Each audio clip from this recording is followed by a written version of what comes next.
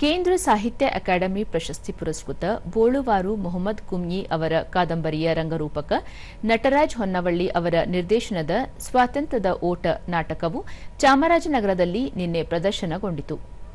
ಕನ್ನಡ ಮತ್ತು ಸಂಸ್ಕೃತಿ ಇಲಾಖೆ, ಶಿವಮೊಗ್ಗ ರಂಗಾಯಣ ಕೇಂದ್ರ, ರಂಗವಾಹಿನಿ, ರಾಜ್ಯ ರೈತರ ಸಂಘ ಹಾಗೂ ಹಸಿರು ಸೇನೆ ಸಹಯೋಗದಲ್ಲಿ ನಡೆದ ಕಾರ್ಯಕ್ರಮಕ್ಕೆ ಚಾಮರಾಜನಗರ ರಾಮಸಮುದ್ರ ನಗರಾಭಿವೃದ್ಧಿ ಪ್ರಾಧಿಕಾರದ ಅಧ್ಯಕ್ಷ ಮೊಹಮ್ಮದ್ ಅಸ್ಗರ್ ಚಾಲನೆ ನೀಡಿದರು. ಈ ವೇಳೆ ರಂಗವಾಹಿನಿ ಅಧ್ಯಕ್ಷ ಸಿಎಂ ನರಸಿಂಹಮೂರ್ತಿ, ರೈತ ಸಂಘದ ಅಧ್ಯಕ್ಷೀಯ ಮಂಡಳಿ ಸದಸ್ಯ ಹೊನ್ನೂರು ಪ್ರಕಾಶ್, ಸಾಹಿತಿ ಕೆ ವೆಂಕಟರಾಜು, ಸಂಚಾಲಕ ಮಂಜುನಾಥ್ ಸೇರಿದಂತೆ ಮತ್ತಿತರರು ಉಪಸ್ಥಿತರಿದ್ದರು.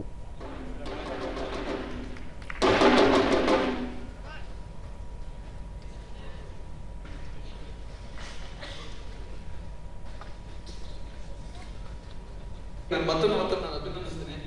ಯಾಕೆಂದ್ರೆ ಇಂಥ ಅನೇಕ ನಾಟಕಗಳನ್ನ ಇದೇ ವೇದಿಕೆಯಲ್ಲಿ ಸಾಧನೆಗೊಳ್ಳಲಿಕ್ಕೆ ನರಸಿಂಹಮೂರ್ತಿ ಸಾಕಷ್ಟು ಬಳಿಕ ಮೊಹಮ್ಮದ್ ಅಸ್ಗರ್ ಸ್ವಾತಂತ್ರ್ಯ ಪೂರ್ವದಲ್ಲಿ ಸಮಾಜ ಅನುಭವಿಸುತ್ತಿದ್ದ ಕಷ್ಟದ ಸಂದರ್ಭಗಳನ್ನು ಕಲಾವಿದರು ಕಣ್ಣಿಗೆ ಕಟ್ಟುವಂತೆ ಅಭಿನಯಿಸಿ ತೋರಿಸಿದ್ದಾರೆ.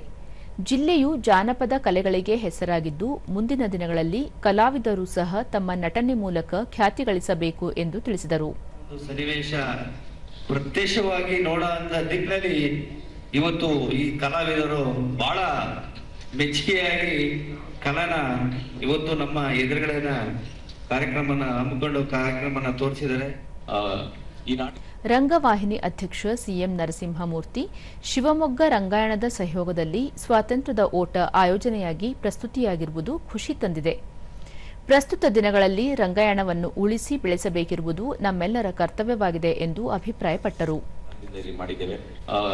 ಈ ನಾಟಕವನ್ನ ಶಿವಮೊಗ್ಗದ ಪ್ರಸನ್ನ ಅವರು ನನಗೆ ಚಾಮರಾಜನಗರದಲ್ಲಿ ಒಂದು ನಾಟಕವನ್ನ ಮಾಡಬೇಕು ಅಂತ ಕೇಳಿದಾಗ, ಆಯ್ತು ಬನ್ನಿ ನಾಟಕವನ್ನ ಮಾಡೋಣ ಅಂತೇಳಿ ನಾವೆಲ್ಲರೂ ಕೂಡ ಈ ಒಂದು ರಂಗಭೂಮಿಯನ್ನು ಉಳಿಸಿ ಬೆಳೆಸಬೇಕಂತಹ ಅನಿವಾರ್ಯ